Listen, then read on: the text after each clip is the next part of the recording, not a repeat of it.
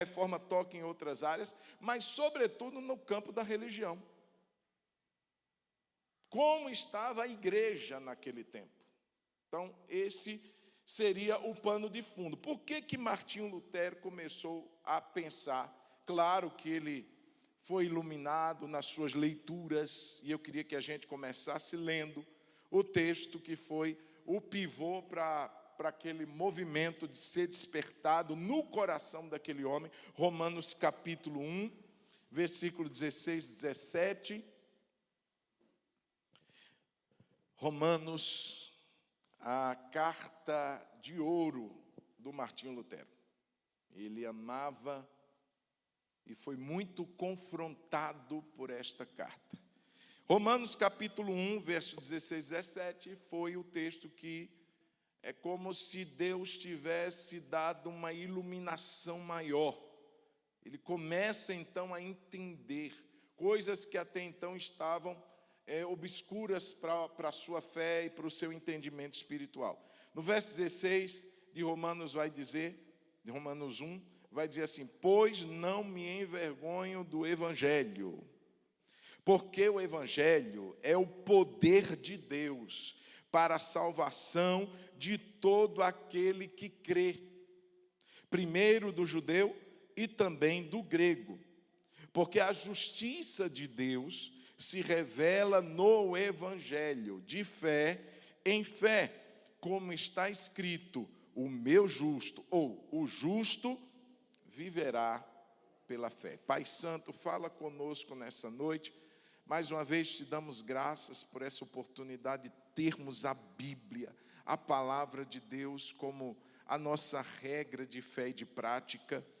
Muito obrigado, Senhor, porque como ela mesma atesta, ela é lâmpada para os nossos pés, ela é luz para os nossos caminhos, e mais uma vez precisamos da ajuda do Teu Espírito para iluminar o nosso entendimento. Fala conosco nessa noite, é o que eu te peço, meu Pai, em nome de Jesus. Amém. Então, como disse, irmãos, esse foi o texto que o Lutero redescobriu. Eu digo redescobriu porque, como um religioso que era, ele já havia passado pelo menos algumas dezenas de vezes por esse texto.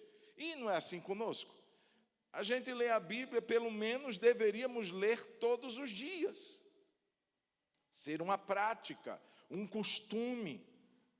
E é muito interessante porque às vezes a gente volta a outros textos que já tínhamos lido há algum tempo atrás, e novamente aquele texto parece que fala diferente com a gente, e a gente tem um outro entendimento do que a gente teve há alguns dias ou alguns meses quando líamos aquele mesmo texto. Por quê, irmãos?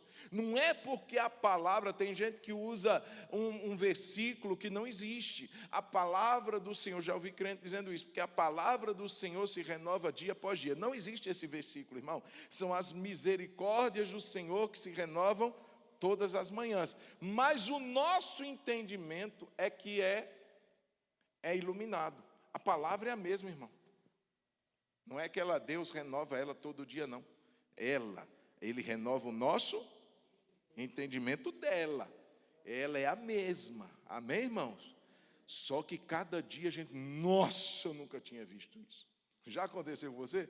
Você diz assim: meu Deus, sou crente há tanto tempo, ouve uma palavra. Quantas vezes a gente ouve uma palavra que diz assim: eu já passei por esse texto várias vezes, eu nunca tinha visto isso. Não é que a palavra de Deus foi mudada, irmãos, é que o nosso entendimento foi iluminado para aquele texto. E quem faz isso? Espírito Santo de Deus. Não é o pregador, não é a pregadora, não, é Deus quem ilumina, claro, na mente de quem vai ministrar, mas também na mente de quem vai receber aquela ministração. Por isso, irmãos, eu quero mais uma vez dizer que nós precisamos ser encorajados a ler a Bíblia rotineiramente, diariamente. E lendo esse texto, mais uma vez, irmãos, talvez ele não imaginava que ele soaria tão forte no seu coração. Em vista de tudo que está acontecendo na igreja, na sua época, século XVI, eu estou tratando, em que a igreja estava vivendo algumas situações estranhas, como, por exemplo, a centralização do poder eclesiástico. Então, a autoridade do Papa era incontestável. Nem a Bíblia poderia contestar a autoridade do Papa. O que ele falasse era acima da autoridade até mesmo da própria Escritura. Então, havia aquela centralização e o entendimento distorcido do que diz respeito à rocha que Jesus fala lá em Mateus 16. Então, eles costumavam imaginar que a pedra, sobre qual a igreja estaria firmada, seria a figura do Pedro. Mas, na verdade, irmãos, o que Jesus estava dizendo era outra coisa.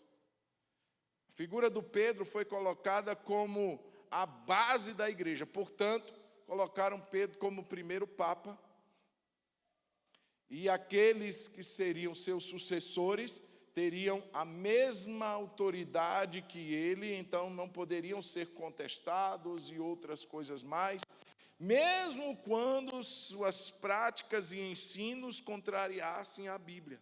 Não pode contestar. E o que Jesus estava dizendo não era sobre o homem Pedro, era sobre a declaração sobre qual a fé de Pedro estava firmada. Quando Jesus diz assim: o que vocês dizem que eu sou?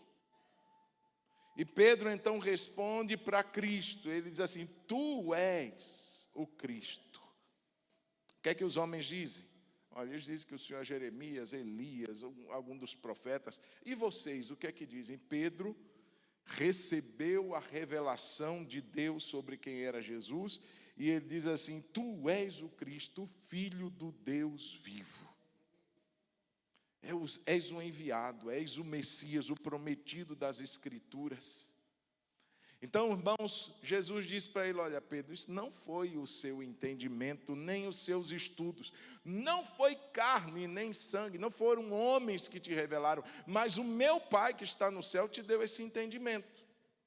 Eu te digo que tu és Pedro, sobre esta pedra, sobre esta firmeza de verdade, não é sobre o homem, Pedro, é sobre o que ele havia acabado de declarar sobre Cristo, porque Cristo é a pedra fundamental da igreja. Não é homem, a igreja não está firmada em homens, irmãos. Se ela tivesse firmada em homens, ela já teria deixado de existir há muito tempo. A pedra angular da igreja se chama Cristo Jesus. E lá na carta de Pedro, Pedro mesmo escrevendo vai dizer: ele, Jesus, é a pedra. Ou seja, não sou eu não, gente. Quem é a pedra é Cristo. Amém?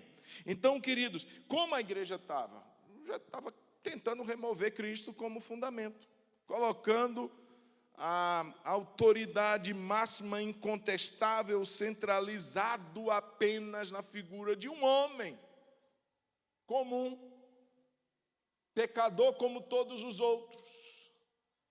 E aí, irmãos, muitas outras coisas vindas desse tempo, como o abuso, tanto doutrinário quanto prático por parte da igreja, principalmente no coração do cristão penitente que queria realmente viver o arrependimento, que queria a salvação, e eles colocavam então as chamadas indulgências como elemento pelo qual você conseguiria alcançar a sua salvação. Então eram relíquias que eram vendidas, eram símbolos que eram postos à venda para dar ao penitente, ao arrependido, a remissão, há alguns anos, quem sabe, de perdão, para aliviar a culpa pesada, garantindo então a entrada dele no céu. Irmãos, que absurdo, colocando em coisas humanas, terrenas, a salvação do homem, a salvação cara do homem, que só foi conquistada e possibilitada pela morte do unigênito de Deus. Como poderiam trocar? Mas, irmãos, uma igreja centrada no homem, não nas Escrituras, ela vai se desviar da verdade. Não é o que o líder pensa, meus queridos. É o que a Bíblia diz. Paulo pregava uma igreja na região de Bereia, e isso para nós é um exemplo, porque diz que enquanto Paulo pregava, enquanto Paulo ensinava, os irmãos iam conferindo se aquilo estava coerente, concordando ou não com as Escrituras. Mas era Paulo que estava pregando, sim, mas nós queremos comprovar. Estava faltando isso, então os abusos que a igreja estava vivendo, as indulgências, que não poderiam trazer alívio para a consciência pesada do pecador. O próprio Martinho Lutero se via aflito pelos seus próprios pecados, e chega a dizer que as missas, as romarias, as rezas incontáveis, nada pôde trazer alívio para a sua alma inquieta, a não ser o Cristo, o qual ele veio ter um encontro, quando ele lia de uma forma profunda, iluminado pelo Espírito Santo, o texto que lemos agora há pouco. Irmãos, como já disse, havia um distanciamento das Escrituras, a igreja estava distanciada da Bíblia. Irmãos, existia, como eles chamam, um cativeiro eclesiástico da palavra de Deus. A igreja tinha colocado a Bíblia no cativeiro, não estava dando acesso ao povo da época. Irmãos, só para começo de conversa, imagine todo um culto sendo realizado numa língua que você nunca ouviu. Imagine que nós tivéssemos aqui um pastor que fosse coreano, e só existisse a Bíblia dele aqui, e ele fosse todo o culto pregar na sua própria língua. Eu não sei nada do que eles falam lá, irmão. Qual a língua que fala na Coreia? É coreano mesmo? É isso mesmo? Não me deixa errar não, gente, pelo amor de Deus. Mas imagine, ali era a missa, a missa propriamente dita sendo realizada em latim. A Bíblia também, não tinha a Bíblia na linguagem do povo. Hoje meu irmão, hoje a gente está reclamando de barriga cheia. Hoje não é somente a Bíblia na nossa linguagem, da língua portuguesa, não. São versões que facilitam até a sua compreensão. Então tem versão que te dá uma percepção muito clara, só falta desenhar, e ainda digo, tem Bíblia que tem desenho, pelo menos a Bíblia das crianças tem. Ou seja, não tem desculpa. Naquela época, irmãos, a igreja estava distante. Hoje o nosso problema, ainda que seja o mesmo, ele é um pouco diferente, porque apesar de termos acesso à Bíblia, e ela está no nosso idioma, no nosso vernáculo, na nossa língua materna, e nós termos um amplo acesso a ela, nós estamos muitas vezes, irmãos, distantes pela nossa falta de interesse. Hoje não é... Pode fechar um pouquinho essa porta aqui, Jair, senão a gente está cantando junto com ele. Então, irmãos, nós precisamos vigiar nisso. Nós precisamos ter interesse. Então, houve sim esse distanciamento. Irmão, quando a igreja está distante da Bíblia, quando a igreja está distante da Bíblia, ela não vai estar fazendo a vontade de Deus. Não precisa fechar tudo não, porque está desligado o climatizador, senão a gente morre de calor. Só para abafar um pouquinho. Obrigado, Mastel. E obrigado, Jailton. Então, meus irmãos, essa era a condição da igreja. E vamos para o culto para ouvir uma palavra. Ouvir o quê? Você não entendia nada. Então não tinha como isso acontecer. Então, o próprio Lutero, ele estava tomado, além disso, de uma insatisfação, porque aquilo que ele cria não dava alívio à sua alma pecadora. Ele estava, apesar de ser um monge, mas ele se debatia com as suas lutas interiores contra o pecado, com a sua consciência pesada em relação à sua pecaminosidade. E ele não conseguiu alívio na compra de indulgência, ele não conseguiu alívio nas suas penitências, nas suas romarias, nas suas rezas, ele não conseguia. E a sua alma estava de fato aflita, e ele começa uma busca por essa resposta. Eu preciso saber como ter paz com Deus. Coloca Romanos 5:1, por favor, Dani. Irmãos, mais uma pérola que Lutero encontrou na sua jornada e peregrinação espiritual. Ele vai mostrar aqui Romanos 5:1. Olha que lindo, todos nós conhecemos. Justificados, pois, mediante a fé, temos paz com Deus. Só Cristo é capaz de nos conceder paz com Deus. Não por obras que praticássemos, não por indulgências que alguém viria comprar, mas pelo seu sangue, justificados por Ele. A justiça de Cristo, irmãos, está sobre nós, creditada em nós. Em Cristo não houve pecado, não houve maldade, não houve engano. A sua pureza, a sua santidade, ela foi imputada. Essa justiça, esse acesso que hoje o Pai requer para chegar à sua presença, e que só Jesus poderia ter, foi imputada a nós. Então você tem justificação. O Pai olha para mim, para você e diz assim: ela é justa. Aí você diz assim: eu sou um pecador. Você é um pecador, e eu também. Mas perante Deus e por causa de Jesus, Deus o Pai nos considera justos. Você lembra da reclamação de Paulo em Romanos?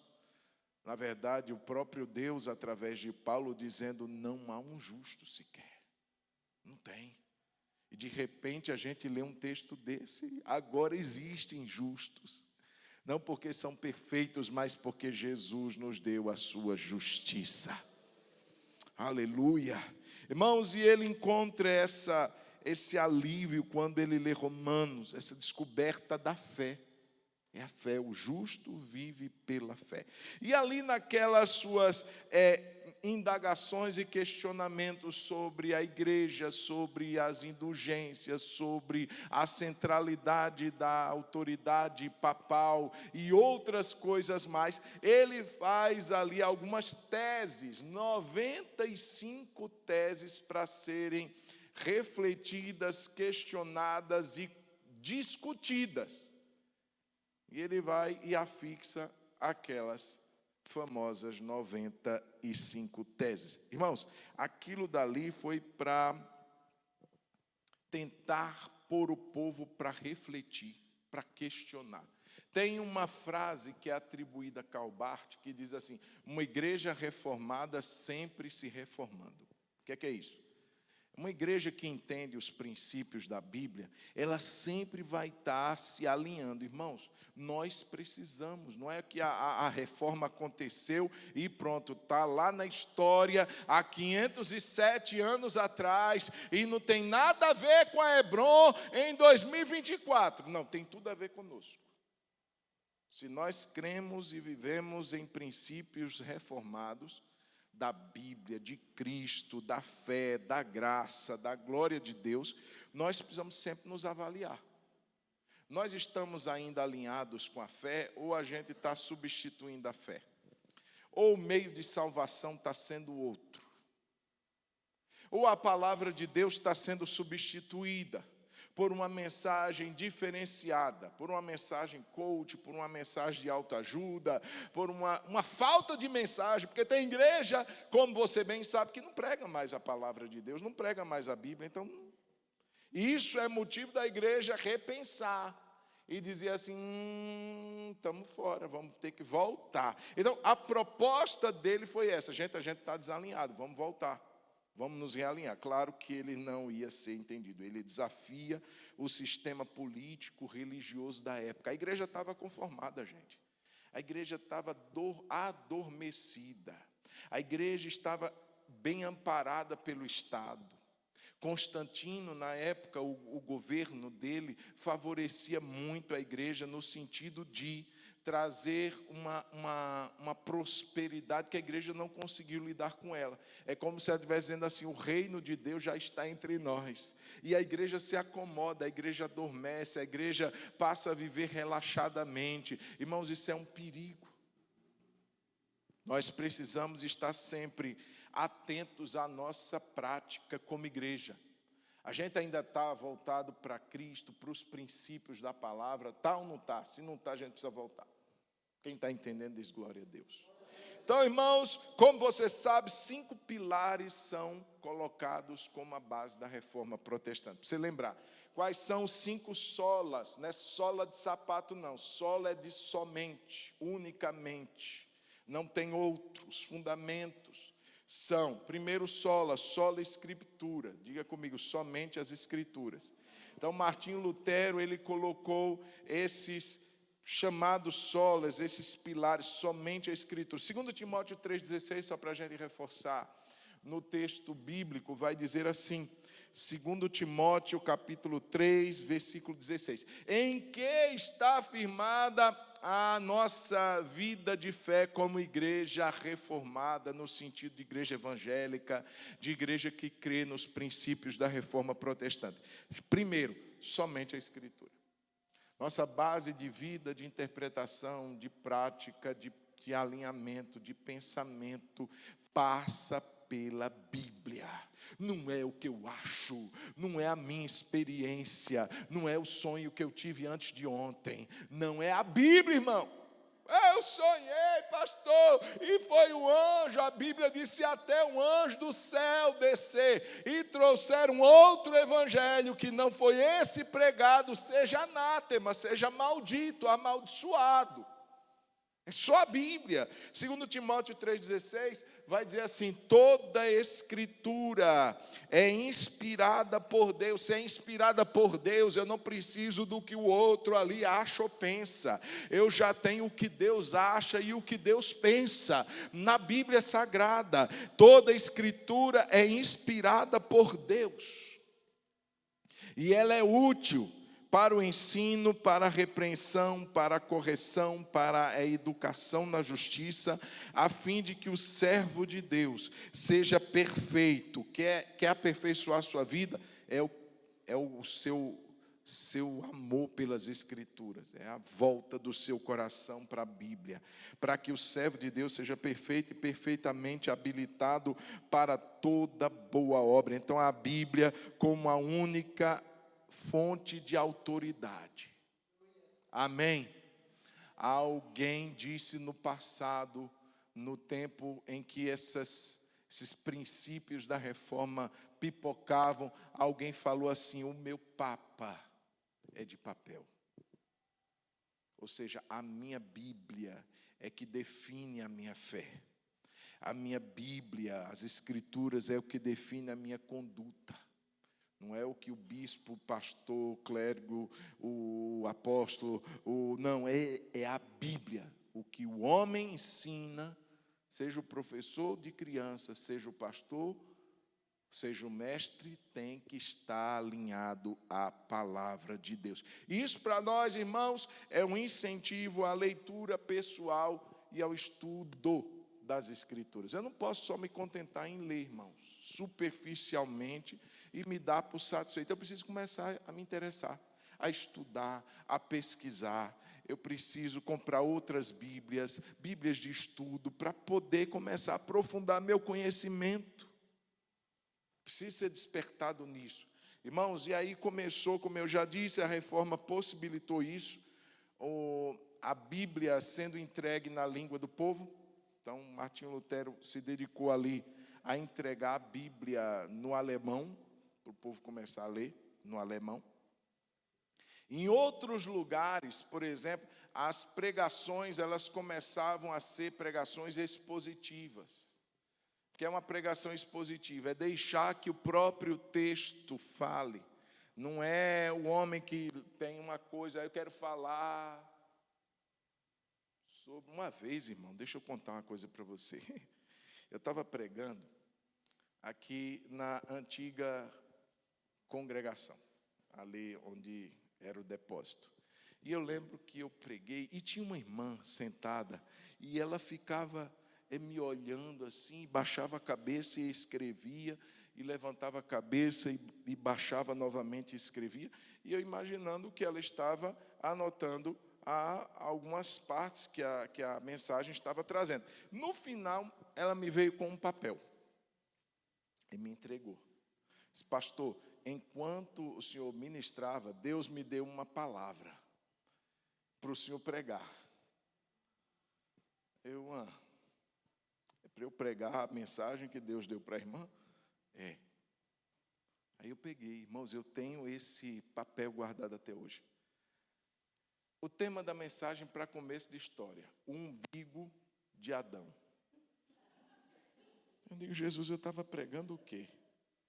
Para essa irmã pensar no umbigo do Adão. Irmão, pelo amor de Deus, a Bíblia precisa ser pregada. Eu tenho como testemunho. O que é que você está rindo, Jailton? Eu não preguei não, viu? Não, umbigo de... Já imaginou uma coisa dessa, gente? Então, somente as Escrituras. Diga para quem está perto de você, diga: somente as Escrituras. Quer ter direção na sua vida? Recebe uma profecia, analisa, julga a profecia. Pastor, não posso julgar a profecia. Pode, mas não é um julgamento baseado no que você acha, no que você pensa, é na Bíblia. Está em concordância com a Bíblia? Se não está, rejeita. Ah, pastor, mas o irmão falou em línguas, ele falou em mistério e me entregou um mistério. Mas está em concordância com a Bíblia ou não? Não, então joga fora, porque isso é da carne. Para ser bem brando, para não dizer que seria do inimigo.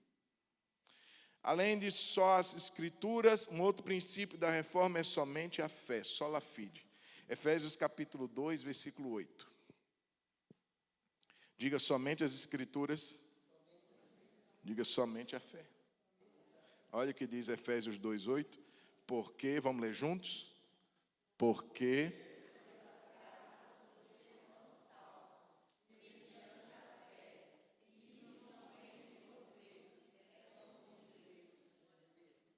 Verso 9.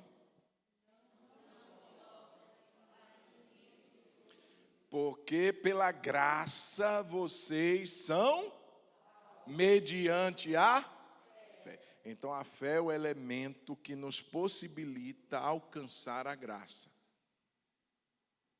É como se fosse um cabo. Hoje a gente tem, por exemplo, um cabo que permite você conectar um aparelho a um outro aparelho. Você pega, por exemplo, o seu celular e quer projetar. Hoje, se não fosse o sistema aí de Bluetooth e outras coisas mais, você precisaria de um elemento, de um cabo que transmitisse, fizesse a transmissão desse aparelho para esse outro aparelho. Então, a fé, o que seria? Aqui está o aparelho chamado homem, aqui está o aparelho chamado Deus. Aqui está um cabo que liga um ao outro, que faz a conexão. Que seria esse elemento? A fé. Então, a graça de Deus só me é tangível, só posso alcançá-la mediante esse cabinho que liga a mim e a Deus, a esta graça liberada por Deus. E esse cabinho se chama fé. Pela graça vocês são salvos, mediante a fé. Então, queridos, é a justificação pela fé. Meu justo viverá pela fé. Não é mérito, não é obra, não é indulgência, não é o quanto eu tenho para pagar. Eu visitei uma igreja, já falei isso, uma igreja histórica, aqui numa cidade próxima, em Tiradentes. Igrejas católicas, históricas, né? E tem a igreja dos brancos, tem a igreja dos pardos, tem a igreja dos negros. E a igreja dos brancos, irmãos, o que me chamou a atenção não foi a quantidade do ouro. O que mais me marcou foi ver ali... Quem já foi lá? Alguém já foi? Vinícius, mais alguém? Você vê ali, irmãos, os recortes de onde seriam os lugares onde eram colocados os fiéis daquela igreja que morriam. Eram os túmulos. Então começa dentro da própria igreja e vai até do lado de fora. Não cabe todo mundo ao longo do tempo, então eles começam a fazer no pátio ou em terrenos próximos à igreja. Mas ainda tem. E eu perguntei, o que é isso aqui, esses retângulozinhos? E o guia disse assim, são os lugares onde os fiéis eram sepultados. Eles eram sepultados dentro da igreja. Eu digo, e é numerado, né? Tem número, tem tudo legal, interessante. E ele, quanto mais próximo ao altar, ao Santíssimo, mais perto de Deus, né? A ideia era essa, palavras do guia. Então, quem está mais perto do altar, geralmente eram os que podiam pagar para estar mais perto. E essa era a ideia do tempo de Lutero. Você vai estar mais perto de Deus. É só você comprar essa indulgência aqui. Você vai ter 100 anos de absolvição. Você não precisa se preocupar durante seus próximos 100 anos. Você pode pecar, mas você está absolvido. Está tudo tranquilo entre você e Deus. E Lutero não conseguia achar paz no seu coração em relação a isso. Então, somente a fé, não é o que eu tenho, não é o que eu posso pagar, não é quem eu sou na sociedade, é a fé que eu deposito em Deus, mediante Jesus. Então, somente a fé me possibilita. Somente a graça, diga somente as Escrituras, diga assim com sua mão, somente a fé, não é uma arma isso não, viu irmão? Então, vamos botar para cima. Somente a fé, somente a graça. Então é outro pilar da reforma, é o mesmo texto, porque pela graça. E o que é graça, irmão? É um presente, é um favor, é uma dádiva que você e eu não merecemos. A salvação nunca foi por merecimento do homem. Pastor, mas eu sou tão gente boa. Pastor, mas eu sou uma pessoa tão tranquila, não brigo com ninguém, eu não respondo ninguém, eu sou aquele bom homem, eu sou aquele religioso que chegou para Jesus e disse assim, mestre, o que farei para herdar a vida eterna? E Jesus assim, você conhece os mandamentos? Conheço, tudo isso tem guardado desde a minha mocidade, não mato, não roubo, não furto e tal, foi dando as suas credenciais. Aí Jesus assim, uma coisa te falta, vende tudo que você tem. Mas isso não é mandamento, Senhor. É exatamente isso. Está faltando só uma entrega. Você não se entregou em fé.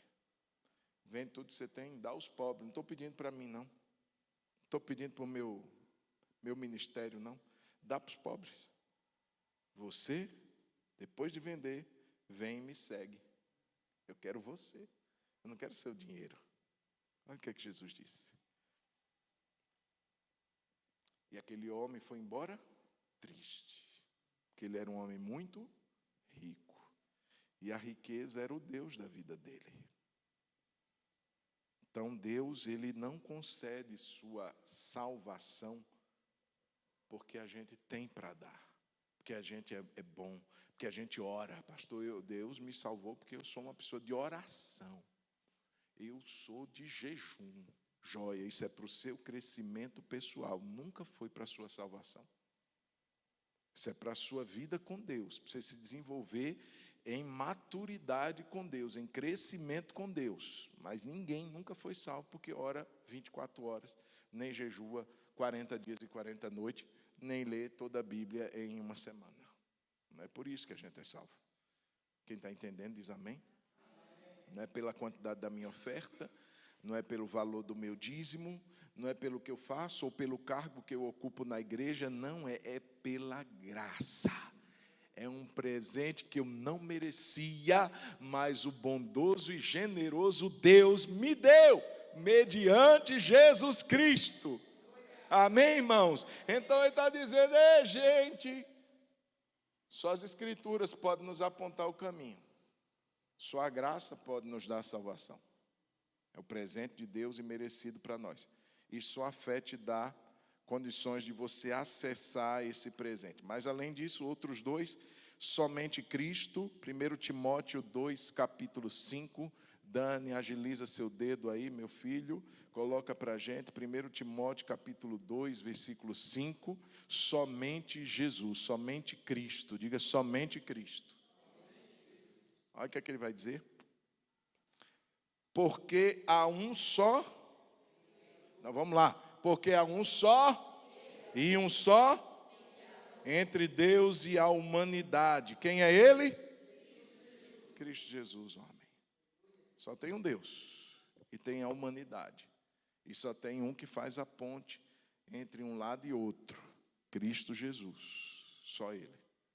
Ele diz, só Ele. É o que Paulo está dizendo.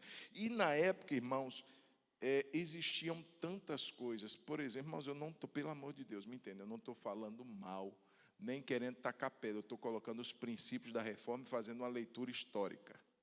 Existia a chamada mediação de Maria. Ainda hoje existe. Tem gente que acha que crente é contra Maria. Pelo amor de Deus, isso é insanidade. A gente não é contra. Como ser contra aquela que foi escolhida para ser a mãe do nosso Salvador? Aquela que Deus escolheu?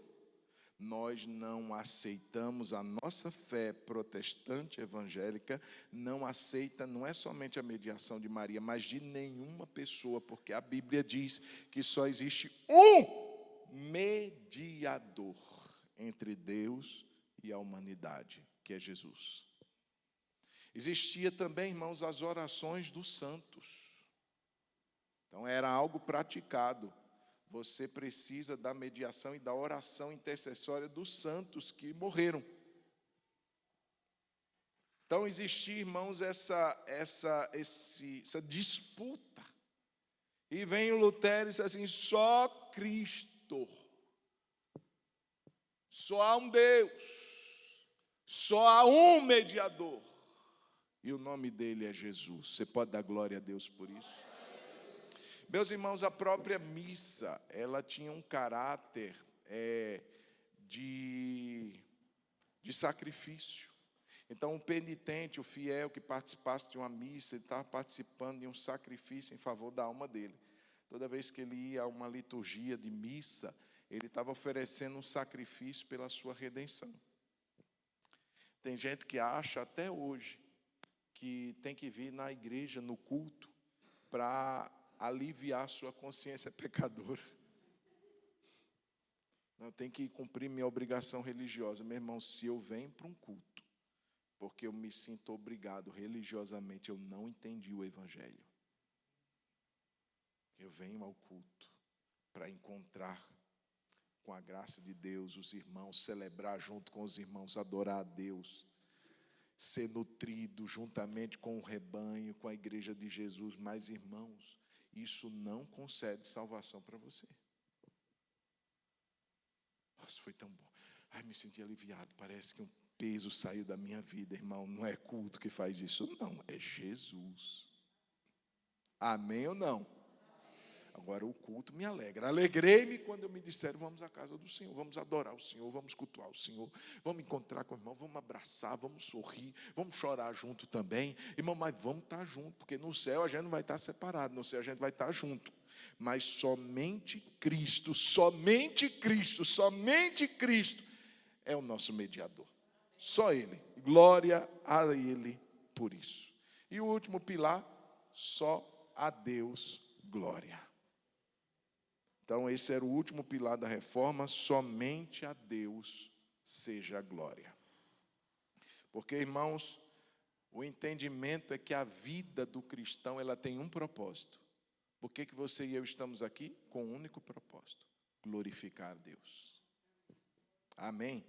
A palavra de Deus diz em 1 Coríntios, capítulo 10, versículo 31, o Dani já está colocando, ela vai dizer assim, portanto, se vocês comem ou bebem. Irmãos, prestem atenção. Vamos ler. Portanto, se vocês... Me ajuda aí, gente, me ajuda aí. Se vocês... Ou fazem... Façam... Irmão, deixa eu te perguntar. Comer e beber é uma atividade religiosa? Cercada de ritos? É tão comum, gente. Quantas vezes você já comeu alguma coisa e bebeu alguma coisa hoje? Quantas vezes você já tomou água hoje? É tão comum que a gente nem para pensar. O que ele está dizendo é que das coisas mais simples, tem gente que acha que só glorifica a Deus se estiver aqui pregando. Se tiver, não, irmãos, você glorifica a Deus em tudo. A propósito da sua vida é glorificar a Deus. Nas coisas mais simples, comuns, corriqueiras. Vai sentar para ajudar o filho a resolver um para casa. Você tem que fazer isso para a glória de Deus. Amém? Você faz uma comida na hora do almoço, minha irmã, para alimentar a sua família. É para a glória de Deus. Portanto, tudo que fizermos tem que ter esse objetivo. Se eu fizer murmurando, reclamando, está sendo para a glória de Deus. Se eu fizer com intenções erradas, está sendo para a glória de Deus. Então, tudo tem que ser para a glória de Deus. Quer comer, quer beber, quer fazer qualquer outra coisa. Tem que ser para a glória de Deus. Amém? Então, 5 pilares, 5 solas. Só a Escritura, só a graça, só a fé, só Cristo e só glória a Deus. A Deus seja toda a glória. Irmãos, e para a gente encurtar e terminar, o efeito que esse movimento de reforma trouxe foi tremendo, não somente para a época, os nossos dias. Eu imagino, irmãos, o acesso, como alguns dizem, essa transformação que aconteceu em Lutero, que se espalhou. Uma transformação tanto pessoal quanto comunitária. Irmãos, a sociedade foi abençoada pela reforma. O acesso ao estudo, ao ensino. Como que eu vou estudar? Começa pela fé. A própria Bíblia não tinha como estudá-la. Então, as pessoas começaram a tomar gosto pelo estudo, tanto da Bíblia quanto de outras ciências. Então, a reforma possibilita justamente esse acesso ao ensino, e isso trouxe um impacto positivo para a sociedade, porque as pessoas começam a refletir. O que é que o Lutero estava querendo chamar o povo para fazer? Refletir, bota seu juízo para funcionar, vamos pensar sobre isso. O povo, irmãos, a gente não pode ser vaquinha de presépio, não. Sabe vaquinha de presépio? Concorda com tudo, balança a cabeça, não para refletir, não para pensar, não para raciocinar. Isso daqui está sendo bom para a minha vida? Esse valor que é propagado pela sociedade vai ser bom para a minha vida, com Deus, para a minha família? Vamos parar para refletir, gente. Então, a reforma possibilita esse impacto na sociedade. Por que não dizer no âmbito da própria igreja, o impacto na igreja? Porque, irmãos, a palavra de Deus, ela começa a tomar o lugar dela, que é o centro do culto, o centro da liturgia. Vamos ter o louvor? Louvor é bênção, e tudo que cantamos tem que estar de acordo com a Bíblia também. Imagina que eu posso cantar uma música herética aqui. Aqui não, né? Mas imagino que alguém pode projetar uma letra que não tem nada a ver com a Bíblia. Mas é tão linda a canção. Tem uma música que eu ouvi, irmãos, antigamente, que a pessoa dizia assim, que via Deus, que Deus estava em tudo. Eu não lembro a melodia, até porque se eu cantar agora e passar esse negócio no YouTube, eu posso até ser processado. Mas eu quero dizer que existiam músicas, irmãos, e eu ouvia. E cristão, muito crente, ouvia, que dizia assim, que Deus estava em tudo, na árvore, no pássaro. Isso é panteísmo, irmão. Isso é doutrina falsa. Deus não está em tudo, não. Ele está acima de tudo. Ele é o Criador. Ele é o Deus que criou todas as coisas. Ele não está num pássaro. Ele não está numa árvore. Então, vamos ficar prostrados diante da árvore. Vamos beijar a árvore. Vamos fazer culto na árvore. Vamos adorar os pássaros, porque Deus está em tudo. Deus, Ele está acima de todas as coisas. Ele é Deus. Ele não está misturado. Ele faz parte, no sentido de estar no controle de tudo, mas Ele está acima. Amém? Está entre nós, está conosco. Ele veio habitar entre nós. Mas não quer dizer que Deus é uma planta, gente. Uma vaca. Um cachorro. Uma árvore. Uma flor. Não pode pisar na flor, não. Deus está aqui. Misericórdia. Isso é panteísmo. Deus, Ele está, vamos lá, acima de todas as coisas. Amém. Cuidando de todas as coisas. Ele alimenta os pássaros. Ele fornece oxigênio aos seres humanos. Ele dá chuvas no seu tempo. Ele cuida da sua criação. Ele zela pelas suas criaturas. Ele é um Deus presente em todas as coisas, mas não quer dizer que Ele é aquela coisa. Então, a palavra de Deus precisa estar no centro do culto, irmão. Ah, pastor, é tão bom o culto da igreja tal, só tem louvor, do início ao fim, todo culto só louvor, começa com louvor, louvor, louvor, louvor, e todo mundo vai para casa. E a Bíblia tem não, mas é uma alegria, todo mundo. Então isso não é culto não. Pastor, lá é só revelação, só dizer nome da pessoa, falar o CPF dela, é do início ao fim, só revelation, só tem crente Kodak. Você não sabe o que é isso, porque não é da sua época. Crente Polaroid. Irmão, presta atenção. Não tem nada contra. Louvor é bênção, é ou não? Revelação, se Deus quiser revelar alguma coisa, é bênção ou não? Mas você centralizar o culto nisso, irmão. A Bíblia tem que estar no culto. Amém ou não? Qual é o nosso alimento, irmão? É a Bíblia. Como Deus se manifesta através da sua palavra. Por que a gente está guardando? Tem igreja que deixou a Bíblia guardada. Então, é esse impacto da reforma na igreja evangélica hoje. E esse desafio para um reexame contínuo. Uma igreja que foi reformada, ela sempre está se reformando. Vamos avaliar nossa vida, vamos avaliar nossa prática cristã, vamos avaliar como nós estamos fazendo a obra. É para a glória de Deus, é para anunciar o Evangelho. Não, a gente só se reúne aqui para fazer churrasco, está errado. Tem algum problema o churrasco? Mas se a nossa agenda só tiver churrasco, irmão, só tiver confraternização, então a gente precisa ser alinhado. Quem está entendendo? Então isso é o efeito da reforma. Irmãos, eu queria que você se colocasse de pé. Eu queria que a gente orasse. É lógico, irmãos, falar de reforma não dá para a gente fazer em 30 minutos. Mas eu quero dizer que a gente não poderia deixar no dia da reforma, 507 anos hoje, nessa quinta-feira abençoada, a gente pular esse assunto, a gente deixar de falar desse movimento de Deus. Glória a Deus por isso, que nos impacta até hoje, que nos realinha até hoje. Glória a Deus por isso.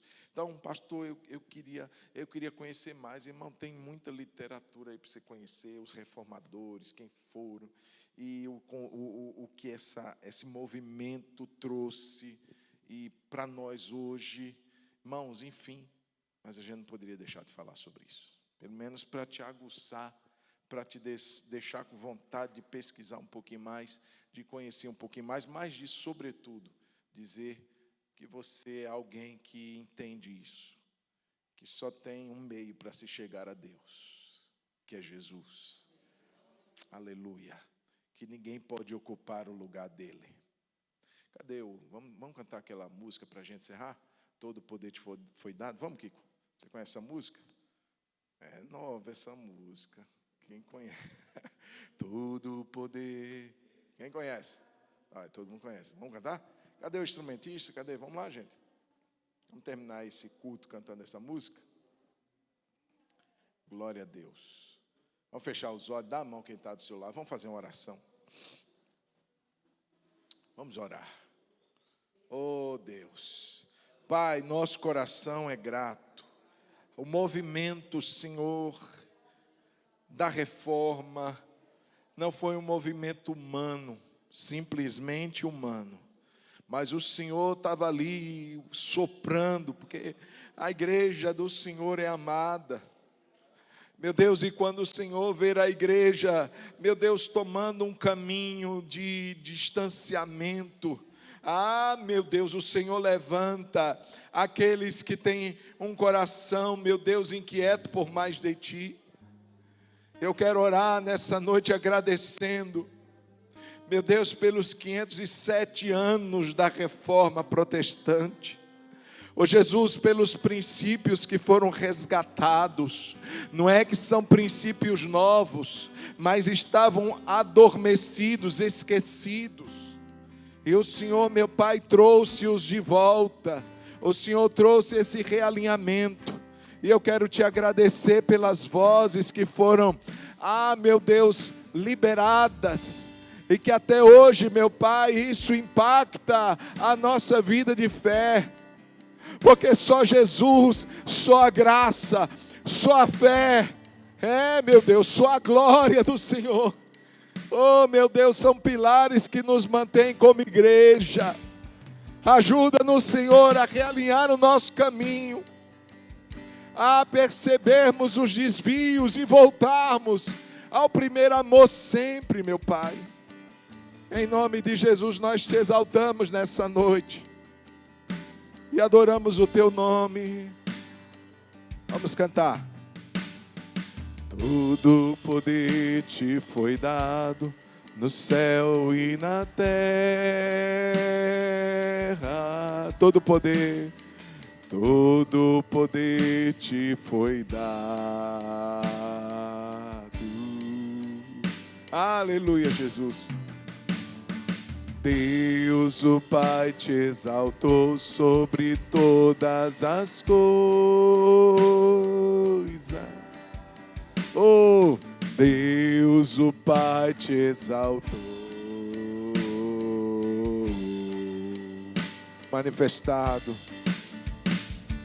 Manifestado em carne, justificado em espírito, visto dos anjos, pregado aos gentios, crido no mundo e recebido na glória.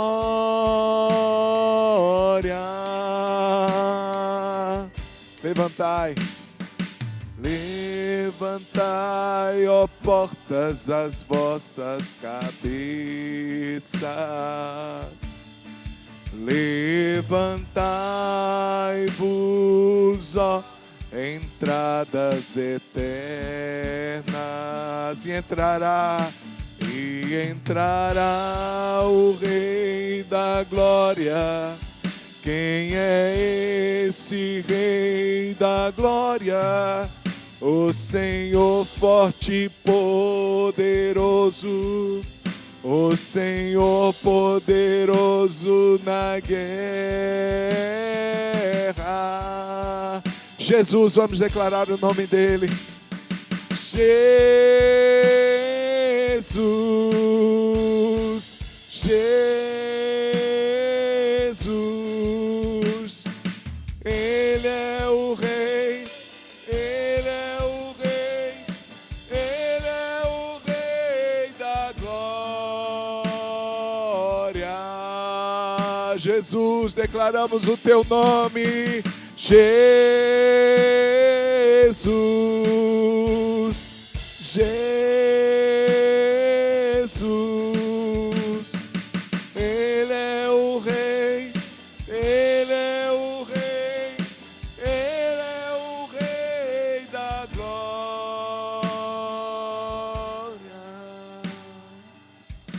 Jesus,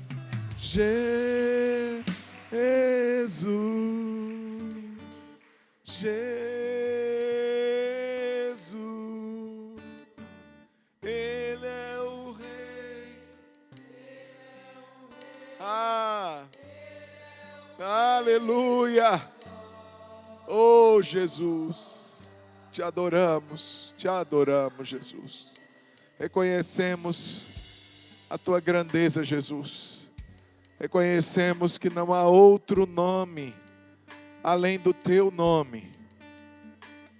Só o nome de Jesus traz salvação, diante do teu nome somente, Jesus. Todo joelho um dia se dobrará e toda língua confessará que só tu és o Senhor. Aquele que invocar o nome do Senhor será salvo. Tua palavra diz que não há nome pelo qual tenhamos a salvação, a não ser o nome de Jesus. E nós te glorificamos nessa noite, agradecidos por tão grande salvação, em nome de Jesus. Obrigado por essa noite, Deus querido, por esse tempo juntos. Eu peço que a sua bênção nos acompanhe, nos leve em paz e segurança às nossas casas, nos dê uma noite de paz, em nome de Jesus. Que a graça do Senhor Jesus Cristo, que o amor de Deus, o nosso Pai, e que a comunhão do Espírito Santo e o seu consolo seja sobre todos nós, povo de Deus, hoje e para sempre. Amém. Deus abençoe a sua vida, uma ótima noite. Não saia sem apertar a mão de alguém, sem dar um abraço em alguém. E até domingo, manhã às Dorcas, domingo de manhã na sede, quem vai batizar e membrar. E à noite aqui um grande culto ao nosso Deus.